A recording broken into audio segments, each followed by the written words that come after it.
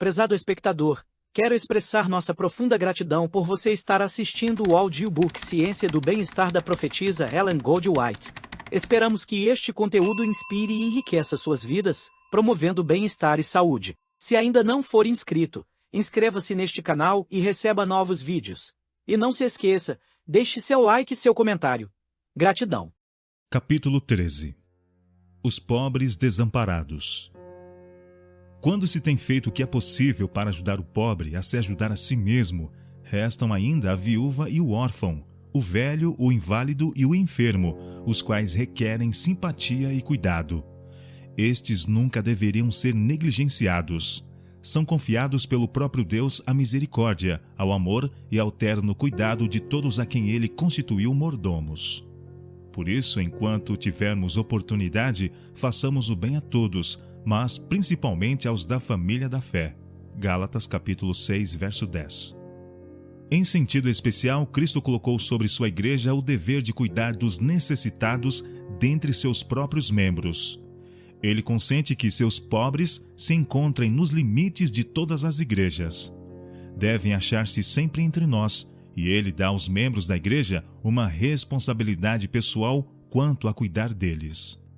Como os membros de uma verdadeira família cuidam uns dos outros, tratando dos doentes, sustentando os fracos, ensinando os ignorantes, exercitando os inexperientes, assim cumpre aos que pertencem à família da fé atender aos necessitados e inválidos. Por nenhuma consideração deverão estes ser passados por alto. As viúvas e os órfãos são objeto do cuidado especial de Deus. Pai de órfãos e juiz de viúvas é Deus no seu lugar santo. Salmo 68, verso 5. O teu Criador é o teu marido, Senhor dos exércitos é o seu nome, e o Santo de Israel é o teu Redentor. Ele será chamado o Deus de toda a terra. Isaías capítulo 54, verso 5. Deixa os teus órfãos, eu os guardarei em vida, e as tuas viúvas confiarão em mim. Jeremias capítulo 49, verso 11. Muitos pais, quando chamados a separar-se de seus queridos, têm morrido descansando com fé nas promessas de Deus de por eles velar. O Senhor provê quanto às viúvas e os órfãos, não por meio de um milagre, enviando-lhes maná do céu, não mandando corvos a lhes trazer alimento, mas por um milagre no coração humano, expelindo o egoísmo e descerrando as fontes do amor cristão. Os aflitos e desolados confia-os ele a seus seguidores como precioso depósito. Eles têm o mais forte direito às nossas simpatias. Nos lares providos dos confortos da vida, nas despensas e celeiros cheios do fruto das abundantes colheitas, em armazéns abastecidos com os produtos do tear e nos subterrâneos em que se armazenam a prata e o ouro, tem Deus suprido os meios para a manutenção desses necessitados. Ele nos roga que sejamos condutos de sua bênção. Muita mãe viúva, com seus filhos destituídos de pai, está se esforçando valorosamente para levar seu duplo fardo, trabalhando tantas vezes, muito além de suas forças, a fim de conservar consigo seus pequeninos e prover-lhes as necessidades. Pouco tempo tem ela para os educar e instruir, pouca oportunidade de os rodear de influências que lhe aclarem a vida. Ela necessita de ânimo, simpatia e auxílio positivo. Deus nos pede que, na medida do possível, supramos para com essas crianças a falta do pai. Em vez de ficar à distância, queixando-nos de seus defeitos e dos inconvenientes que possam causar, auxiliai-as por todos os modos possíveis. Buscai ajudar a mãe gasta de cuidados. Aliviai-lhe a carga. Além disso, há a multidão de crianças inteiramente privadas da guia dos pais e da influência de um lar cristão. Abram os cristãos o coração e o lar a esses desamparados. A obra a eles confiada por Deus como dever individual não deve ser passada a alguma instituição de caridade ou deixada aos acasos da caridade do mundo. Se as crianças não têm parentes em condições de cuidar delas, provejam os membros da igreja um lar para essas crianças. Aquele que nos fez ordenou que fôssemos associados em famílias, e a natureza da criança se desenvolverá melhor na amorosa atmosfera de um lar cristão. Muitos que não têm filhos próprios poderiam fazer uma boa obra cuidando dos filhos dos outros. Em lugar de dar atenção a animaizinhos mimados, prodigalizando afeição a mudas criaturas, dediquem suas atenções às criancinhas, cujo caráter podem moldar segundo a semelhança divina. Ponde vosso amor nos membros destituídos de lar da família humana. Vede quantas dessas crianças podeis criar na doutrina e admoestação do Senhor. Muitos seriam assim, por sua vez, beneficiados. Também os idosos necessitam da auxiliadora influência das famílias. Na casa de irmãos e irmãs em Cristo, é mais fácil haver para eles como que uma compensação da perda de seu próprio lar. Se animados a partilhar dos interesses e ocupações domésticas, isto os ajudará a sentir que não deixaram de ser úteis. Fazei-os sentir que seu auxílio é apreciado, que há ainda alguma coisa para fazerem em servir a outros, e isso lhes dará ânimo ao coração, ao mesmo tempo que comunicará interesse à sua vida. O quanto possível, fazei com que aqueles cuja cabeça está alvejando e cujos passos trôpegos indicam que se vão avizinhando da sepultura, permaneçam entre amigos e relações familiares. Que adorem entre aqueles que conheceram e amaram. Sejam cuidados por mãos amorosas e brandas. Sempre que possível, deveria ser o privilégio dos membros de cada família atender a seus próprios parentes.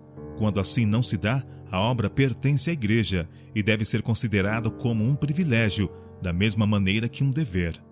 Todos quantos possuem o Espírito de Cristo terão uma terna consideração para com os fracos e os idosos. A presença em nosso lar de um destes inválidos é uma preciosa oportunidade de cooperar com Cristo em seu ministério de misericórdia e desenvolver traços de caráter semelhantes aos seus. Há uma bênção no convívio dos mais idosos com os mais jovens.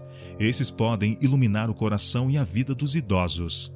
Aqueles cujos laços da vida se estão enfraquecendo necessitam o benefício do contato com a esperança e a vivacidade da juventude. E os jovens podem ser auxiliados pela sabedoria e a experiência dos idosos. Sobretudo, eles precisam aprender a lição do abnegado ministério. A presença de um necessitado de simpatia, paciência e abnegado amor seria uma inapreciável bênção para muitas famílias.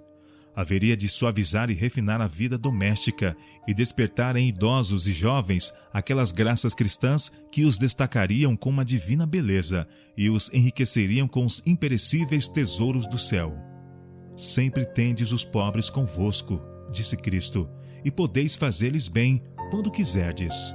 Marcos capítulo 14, verso 7. A religião pura e imaculada para com Deus, o Pai, é esta: visitar os órfãos e as viúvas nas suas tribulações e guardar-se da corrupção do mundo. Tiago capítulo 1, verso 27. Ao colocar entre eles os inválidos e os pobres, de modo a dependerem de seus cuidados, Cristo está provando seus professos seguidores. Por nosso amor e serviço a seus necessitados filhos, provamos a genuinidade de nosso amor por ele. Negligenciá-los é declarar-nos falsos discípulos, estranhos a Cristo e seu amor. Ainda que se fizesse tudo quanto possível em prover lares para as crianças pobres entre as famílias, restariam ainda muitas a demandar cuidados.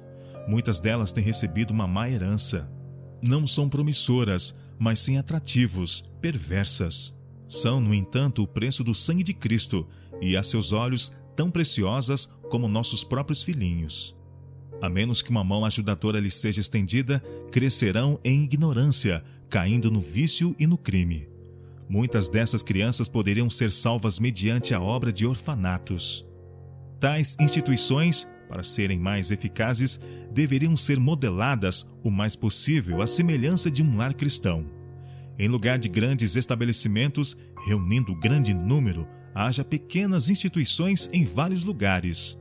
Em vez de ficar dentro ou próximo de uma grande cidade, devem ser localizadas no campo, onde se pode obter terra para o cultivo e as crianças podem ser postas em contato com a natureza e ter o benefício do preparo profissional.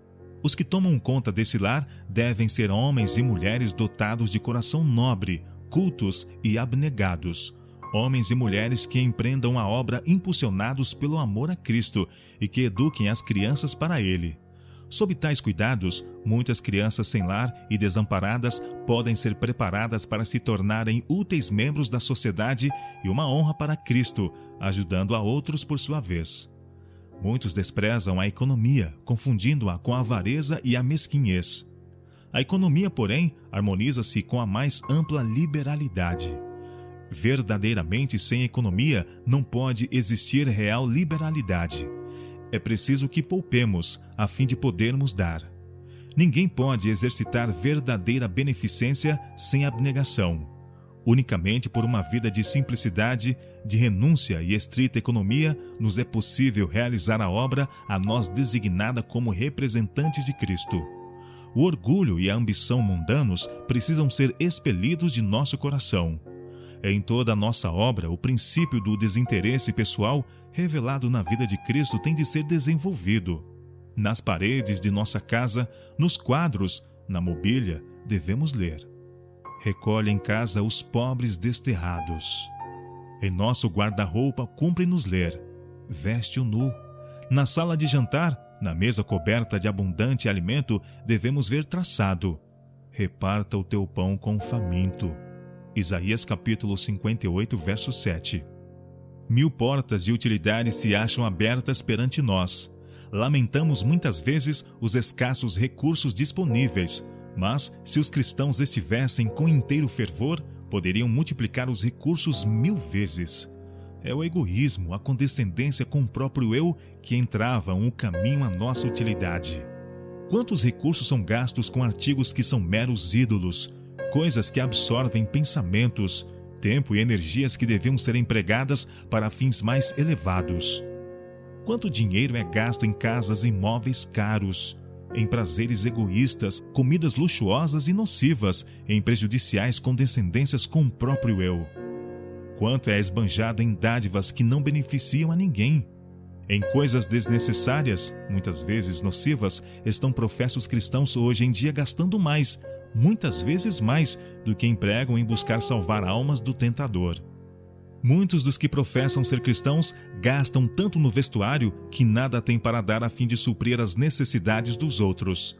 Pensam que precisam ter custosos ornamentos e dispendiosa roupa a despeito das necessidades dos que só com dificuldades podem conseguir o mais simples vestuário.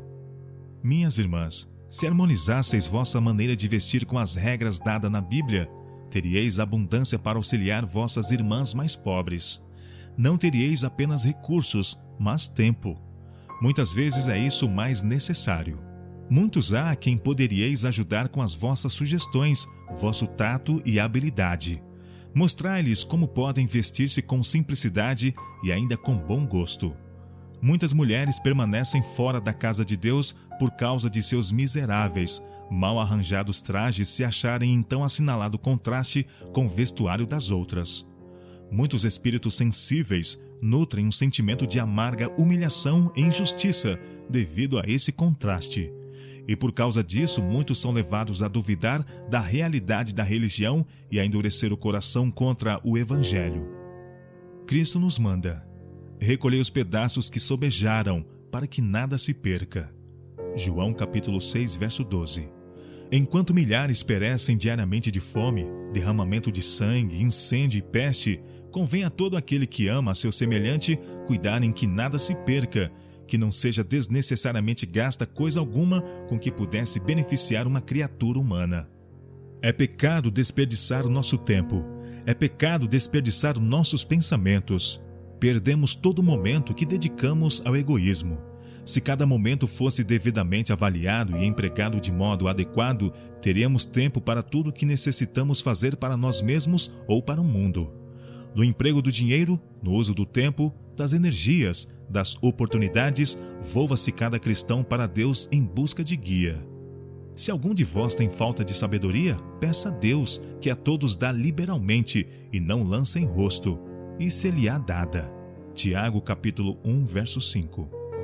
Fazei o bem e emprestai, sem nada a esperardes, e será grande o vosso galardão, e sereis filhos do Altíssimo, porque ele é benigno até para com os ingratos e maus. Lucas capítulo 6, verso 35. O que esconde os olhos terá muitas maldições, mas o que dá ao pobre não terá necessidade. Provérbios capítulo 28, verso 27. Dai e ser-vos-á dado. boa medida, recalcada, sacudida e transbordando vos darão. Lucas capítulo 6, verso 38.